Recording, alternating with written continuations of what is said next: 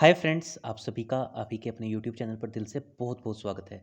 तो दोस्तों, इस वीडियो में हम डिस्कस करेंगे जीओए अकाउंट्स के लिए कुछ मोस्ट इंपॉर्टेंट क्वेश्चंस। जितने भी ये क्वेश्चंस हैं आपके एग्जामिनेशन में आने की प्रोबेबिलिटी बहुत ज़्यादा रहेगी।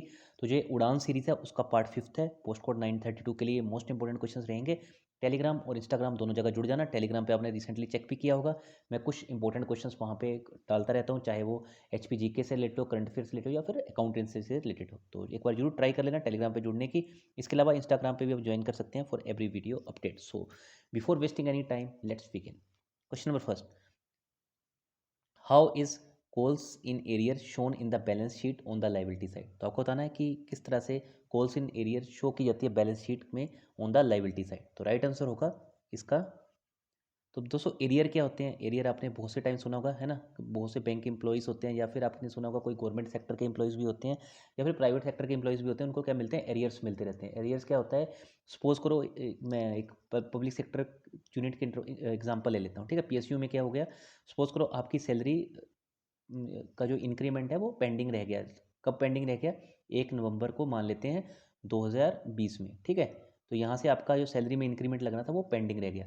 अभी क्या किया, जो पीएसयू की बात कर रहा हूँ मैं, कि सरकार ने क्या किया, आपको दिया जो आपका इंक्रीमेंट है वो बोल दिया उन्होंने कि आपका लगेगा, वो लगेगा 1 फरवरी 2022 की सैलरी से, ठीक है। तो अभी क्या हुआ, बीच में जो ये टाइम पीरियड रह गया, ठीक है, कब से कब तक का?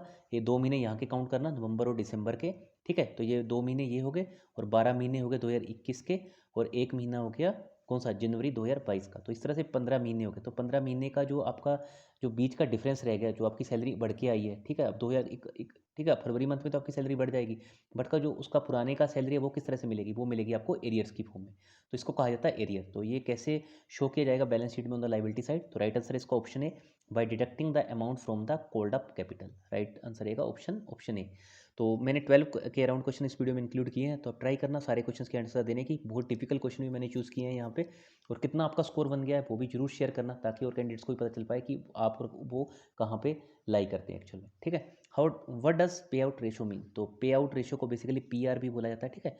तो पे आउट रेशो को कैलकुलेट करने के लिए बेसिकली क्या किया जाता है? पे आउट के लिए बेसिकली कैलकुलेट किया जाता है इसमें बेसिकली डिविडेंड और किसको? अर्निंग पर शेयर को डिवाइड किया था, ठीक है। Ratio of dividend per share and earning per share, ठीक है। डिविडेंड पर शेयर और earning per share, right answer है option C. Next is the liability of a sole partner is, sorry, the liability of a sole proprietor is, ठीक है। Sole proprietor की liability पूछी है। तो प्रोपराइटरशिप और partnership firm में आई होप आपको डिफरेंस पता होगा क्या होता है।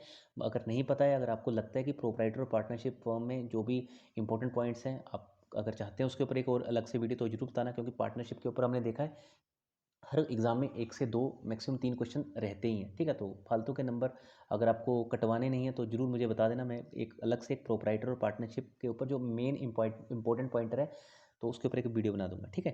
तो राइट आंसर है इसका option C, limited to the extend of the value of business assets and his private assets. Move करते हैं नेक्स्ट क्वेश्चन की तरफ। नेक्स्ट क्वेश्चन में मूव करने से पहले यही कहूँगा, अगर वीडियो अच्छी लगती है तो यार प्लीज़ लाइक कर देना, आपका लाइक मेरा मोटिवेशन बढ़ाता है। इसके अलावा अगर आप चाहें तो वीडियो को जरूर शेयर भी कर सकते हैं, तो शेयर टू योर ग्रुप्स कर देना, जितने भी आपके व्हाट्सएप, फेसबुक, इंस्टाग्राम, टेलीग्राम पे ग्रुप्स हैं।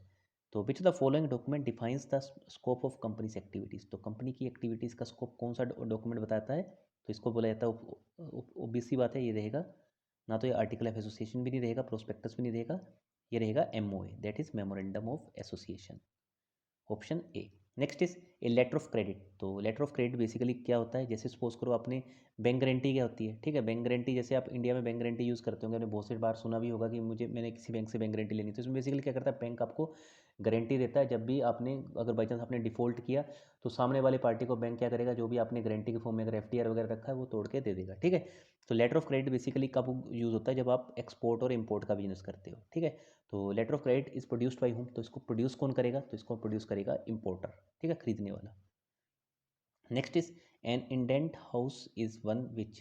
तो क्या होता है एन इंडेंट हाउस? तो राइट आंसर है इसका, it serves as a middle man between importer and exporter of goods for getting orders. तो ये एक मिडल मैन का काम करता है इम्पोर्टर और एक्सपोर्टर के बीच में, ठीक है। इम्पोर्टर सपोज करो आप भारत में किसी कंट्री से एक्सपोर्ट करवा रहे हो, तो उसके बीच का जो ये काम करेगा इंडेंट हाउस। एक्सपोर्ट कहाँ से करवाया? सपोज करो आपने यूएसए से करवाया कोई चीज़ का, ठीक है। तो जैसे सपोज करो आपने सेमीकंडक्टर चिप्स का इस यहाँ से एक्सपोर्ट करवाया इंडिया में, तो यूएसए यहाँ पे एक्सपोर्टर है और इंडिया यहाँ पे इंपोर्टर है, ठीक है। तो एलसी कौन प्रोड्यूस करेगा, इंडिया का जो पर्सन होगा, ठीक है। और इंडेंट हाउस क्या करेगा, जो इन दोनों के बीच का जो मिडल मैन का काम होता है वो करेगा, बिचौलिया का काम करेगा। नेक्स्ट क्वेश्चन में मूव करने से लिखूंगा, अगर वीडियो अच्छी लगती है तो यार तो जरूर लाइक करना, सब्सक्राइब करना। इसके अलावा चैनल पर पहली बार आएंगे तो चैनल को सब्सक्राइब करने का बेल आइकन जरूर बजाना। बेल आइकन को प्रेस करना जरूरी है क्योंकि इसी से आपको हर वीडियो की नोटिफिकेशन मिलेगी। बेल आइकन को प्रेस करते टाइम ऑल को सिलेक्ट कर लेना, ऑल सेलेक्ट करना जरूरी है क्योंकि तभी आप हर वीडियो को अपडेट्स को ईजिली एक्सेस कर पाओगे। Next is table A of the companies act gives A model of. तो टेबल ए कंपनीज एक्ट क्या बताता है, basically it defines article of association.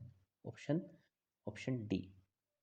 Next is first auditor of A company is appointed by whom. तो आपने, मैंने already आपको last question में भी बताया, सॉरी लास्ट वीडियो के क्वेश्चन में बताया था कि ऑडिटर कोई भी अपॉइंट कर सकता है, ठीक है।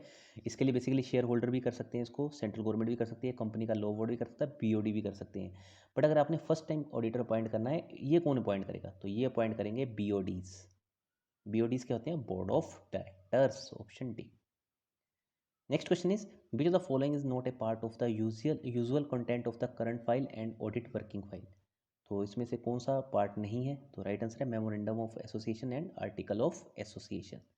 Next question is the proportion of labour in GNP. GNP क्या होता है, gross national product. I hope आपको जीडीपी और जीएनपी में दोनों में डिफरेंस मालूम होगा, ठीक है। जीडीपी क्या होता है ये मैं आपको बता देता हूँ, ठीक है। जीडीपी होता है जो भी आप goods and services with in the boundary of the country produce करते हो। जैसे सपोज करो ये भारत की बाउंड्री है, तो इसके अंदर जितनी भी गुड्स और सर्विसेज प्रोड्यूस होगी it is known as GDP. अब गुड्स बेसिकली क्या हो गया, चाहे आपने कोई खाने पीने की चीज़ बनाई, सर्विसेज जो भी आप सर्विसेज दे रहे हो, चाहे आप आईटी सर्विसेज दे रहे हो, टेलीकॉम सर्विसेज दे रहे हो, ठीक है, तो वो जीडीपी के अंडर आएंगे, ठीक है, जो भी बाउंड्री के अंडर है। The proportion of labour in GNP becomes low due to the following reason. किसके कारण बन जाता है, बेजिस लैग बिहाइंड प्राइसेस। तो बेजिस पीछे रह जाते हैं प्राइसेस से, प्राइसेस बढ़ते जाते हैं और बेजिस पीछे रह जाते हैं। Next is if the given it is given that the cost of stock is ₹400, ठीक है। कोई स्टॉक है उसकी कॉस्ट 400 रुपया है, ठीक है, ये 400 रुपया मैंने मान ली किसी स्टॉक की कॉस्ट है। अब उसमें बेसिकली बाइंग का ऑर्डर लगा है 398 पे, ठीक है। कोई बायर है वो 398 पे इसको बाई करना चाहता है, बट सेलर चाहता है इसको 440 रुपये में सेल करने का, ठीक है। सपोज करो आपके पास कोई स्टॉक है, ठीक है, आप उसको चाहते हो 440 पे बेचना, बट बाई करने वाला कह रहा है 398 पे ही बाई करूँगा। If the market price is interpreted as replacement cost, अगर मार्केट प्राइस को ही इंटरप्रेट किया जाए रिप्लेसमेंट कॉस्ट की तरह, then the stock should be valued at. तो स्टॉक किस वैल्यू पे, तो स्टॉक की क्या वैल्यू रहेगी, ठीक है। तो स्टॉक की वैल्यू रहेगी इस केस में, ठीक है। यहाँ पे आपने देखा होगा मार्केट प्राइस क्या है उसका 398, जिसके ऊपर बाइंग का ऑर्डर लगा है, ठीक है। अब उसने कहा है market price is interpreted as a replacement cost, और मार्केट प्राइस भी आपको जो रिप्लेसमेंट कॉस्ट है उसको इंटरप्रेट कर लेना है, ठीक है। तो उस केस में स्टॉक की वैल्यू क्या हो जाएगी, तो स्टॉक की वैल्यू हो जाएगी 398 रुपीज़, ठीक है। तो ये सिंपल सा ही क्वेश्चन था, इतना टिपिकल नहीं था, बट ऐसे क्वेश्चन आपको पेपर में पूछे जा सकते हैं क्योंकि ये आपको लगेगा पढ़ के यार बहुत हार्ड है, बस आपको वर्ड्स के इन बिटवीन ही पढ़ना है। चलिए मूव करते हैं आखिरी क्वेश्चन की तरफ। If the goods purchased are in transit then the general entry at the end of the period will be. अगर आपने कोई गुड परचेज की वो ट्रांजिट में ही है, ठीक है, रास्ते में है। सपोज करो आपने शिमला में कोई सामान मंगाना है, कहाँ से, मैं मान लेता हूँ चंडीगढ़ से मंगाना है, ठीक है।